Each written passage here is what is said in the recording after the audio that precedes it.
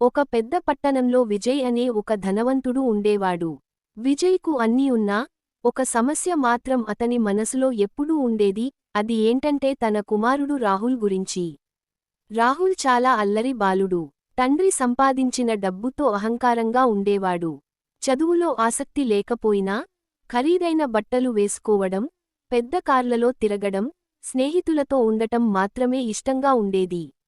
ఒక రోజు విజయ్ అనుకున్నాడు, నా కుమారుడు ఈ విధంగా పెరుగుతున్నాడు, భవిష్యత్తులో అతనికి విలువలు ఉండవు. నేను ఉన్నప్పుడు బాగానే ఉంటుంది, కానీ నేను లేకపోతే. అని ఆలోచిస్తూ, తన దగ్గరి స్నేహితుడైన ఒక పండితుడిని సంప్రదించాడు.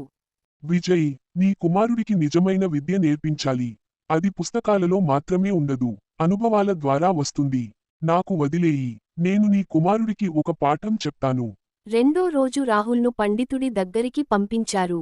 మీరు పండితులా? నాకు ఏమి నేర్పగలరు? నేను పెద్ద స్కూల్లో చదువుతున్నాను. నాకు కార్లు ఉన్నాయి, స్నేహితులు ఉన్నారు. అన్నీ ఉన్నా కూడా నీలో వినయం లేదు. విద్య అంటే కేవలం పుస్తకాల జ్ఞానం కాదు.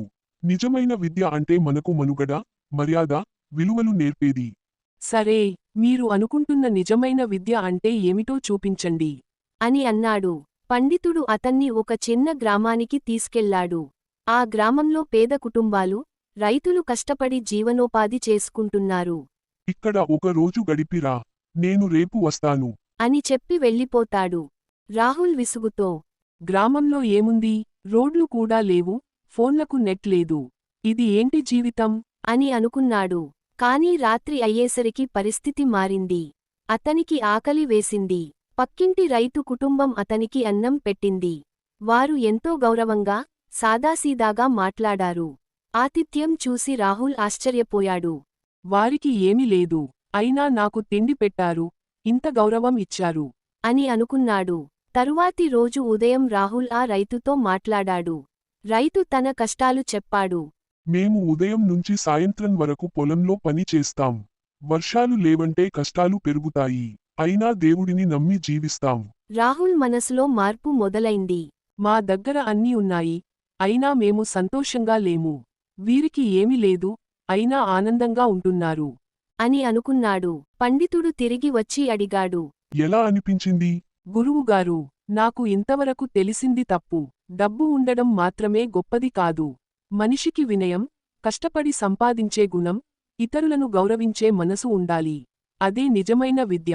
అని అంటాడు. ఇది గుర్తుంచుకో రాహుల్, పుస్తకాలు జ్ఞానం ఇస్తాయి, కానీ మనుషుల పట్ల గౌరవం, సహాయం, వినయం ఇవే జీవితానికి విలువలు నేర్పే అసలైన విద్య. అని అంటాడు. ఆ రోజు నుంచి రాహుల్ పూర్తిగా మారిపోయాడు. ఇంటికి వెళ్లి తండ్రి పాదాలను తాకి చెప్పాడు.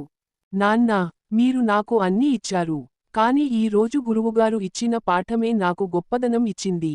ఇక నుంచి మీరు చెప్పినట్టే మంచిగా నడుచుకుంటాను. అని అంటాడు. ఈ కథలో నీతి: నిజమైన విద్య అంటే పుస్తకాలలో కాదు, మనలోని వినయం, సహాయం, గౌరవం. ఆ విలువలు నేర్చుకున్నవారే గొప్పవారు.